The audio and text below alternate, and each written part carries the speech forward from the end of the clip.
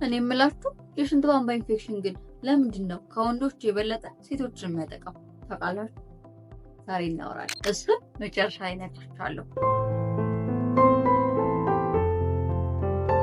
የሽንት ቧንቧ ኢንፌክሽንን ለመከላከል የሚደረጉ መከላከያዎች አሉ። አንደኛው ውሃ መጠጣት ነው።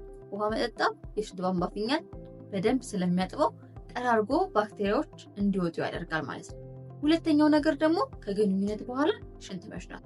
ምክንያቱም ከግንኙነት በኋላ ባክቴሪያዎች በቀላሉ ወደ ሽንት ፊኛ ውስጥ በጣም ሊገቡ ይችላሉ ማለት ነው። ስለዚህ ግንኙነት በኋላ ሽንት መሽናት፣ እንደገና ደግሞ መታጠብ በጣም አስፈላጊ ነገር ነው ማለት ነው። የሽንት ቧንቧ ኢንፌክሽንን ለመከላከል አንደኛውና ትልቁ ነገር በጣም ወሳኝ ስለሆነ ማለት ነው። ሌላው ደግሞ ፋይበር ያላቸው ምግቦች፣ አትክልትና ፍራፍሬዎችን መመገብ። ምክንያቱም እነሱ ምን አላቸው?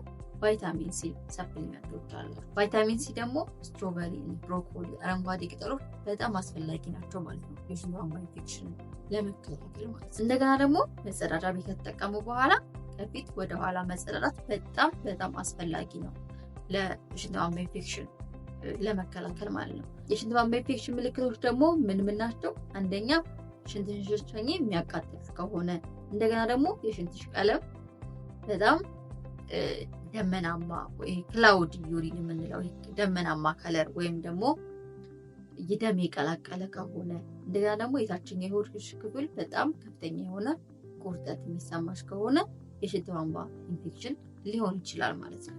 እንደገና ደግሞ አንድ ቲፕ ለመጨመር ያህል ከግንኙነት በኋላ ሽንት መሽናት አስፈላጊ ነው እንዳልኳችሁ። እንደገና የሽንት ፊኛሽ ሞልቶ ወይም ደግሞ ሽንትሽን ወጥሮ ሽንትሽ እየመጣ ወደ ግንኙነት አትገቢ ይመከራል። ምክንያቱም ይሄ ስትረስ ዩሪናሪ ኢንኮንቲነንሲ ሊያመጣ ይችላል። ይሄ ምን ያመጣል? ይሄ ምን ማለት ነው?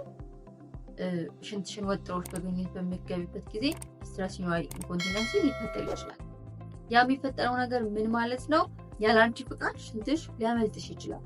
ወይም ስታሲ ወይም ስታስነጥሽ ሽንትሽ ሊፈጠር ይችላል ማለት ነው። ስለዚህ ያለ አንቺ ፍቃድ ሽንትሽን እንዳይፈስ ወደ ግንኙነት ሽንትሽን ወጥሮች መግባት የለብሽም። እንደገና ደግሞ በፔሪድ ጊዜ የሚደረግ የግብረ ስጋ ግንኙነት መኖር የለብሽም። ይሄ የተለያዩ የማህፀን ኢንፌክሽን ሊያጋልጥሽ ይችላል ማለት ነው። ለማጠቃለል ያክል 3 ነገሮችን አለማድረግ። አንደኛው ከግንኙነት በኋላ ሽንት አለመሽናት አንዱ ስህተት ነው ማለት ነው። ሁለተኛው ደግሞ ውሃ አለመጠጣት፣ ሶስተኛ ደግሞ የቫይታሚን ሲ ምግቦችን አለማዘውተር። እነዚህ ምክንያቶች ለሽንት ቧንቧ ኢንፌክሽን ሊያጋልጡሽ ይችላሉ ማለት ነው። ስለዚህ መከላከያ መንገዶችን በማወቅ የሽንት ቧንቧ ኢንፌክሽንን መከላከል ይቻላል። እስካሁን አብሬያችሁ የነበርኩት ነርስ ህይወት ነኝ።